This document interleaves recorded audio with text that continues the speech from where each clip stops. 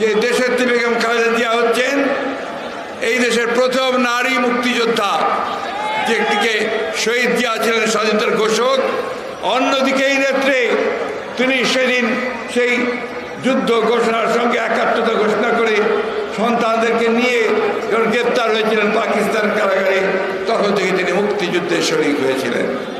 দলের চেয়ারপারসন খালেদা জিয়ার অবিলম্বে নিঃশর্ত মুক্তির দাবিতে রাজধানীর নয়াপল্টনে বিএনপির সমাবেশ অনুষ্ঠিত হয়েছে। বিএনপির স্থায়ী কমিটির সদস্য মির্জা আব্বাসের সভাপতিত্বে সমাবেশে প্রধান অতিথি হিসাবে উপস্থিত ছিলেন বিএনপি মহাসচিব মির্জা ফখরুল ইসলাম আলমগীর।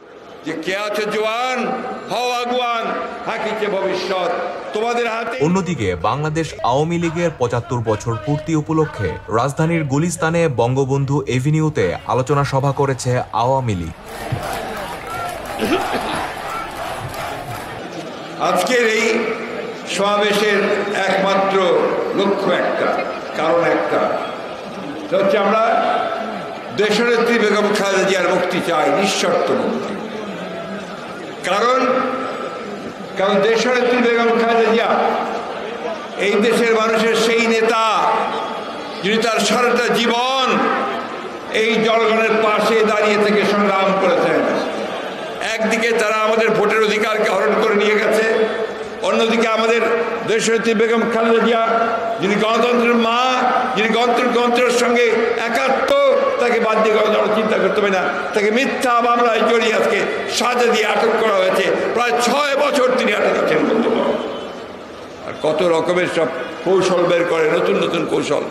আমরা খুব পরিষ্কার করে বলতে চাই, দেশনেত্রীকে মুক্ত করুন, অন্যথায় আপনাদেরকে যে কোনো পরিণতির জন্য তৈরি থাকতে হবে বলতে পারেন। এই দেশের মানুষ কখনো এই দেশনেত্রীকে এভাবে অন্যায়ভাবে তাকে কারাগারে বন্দি অবস্থায় তাকে চলে যেতে দেবে না, এটা আমাদেরকে মনে রাখতে হবে। তাই শেষ কথা বলতে চাই, আমি আজকে পরিষ্কারভাবে সকলের তরফ থেকে, দলের তরফ থেকে আহ্বান জানাতে চাই, দেশনেত্রী বেগম খালেদা জিয়া আমাদের গণতন্ত্রের প্রতীক, আমাদের আন্দোলনের প্রতীক। তাকে বাঁচাতে হলে, তাকে রক্ষা করতে হলে, একই সঙ্গে আমাদের গণতন্ত্রকে রক্ষা করতে হলে, আমাদের অধিকারকে ফিরিয়ে আনতে হলে আজকে আমাদেরকে সকলকে ঐক্যবদ্ধ হতে হবে।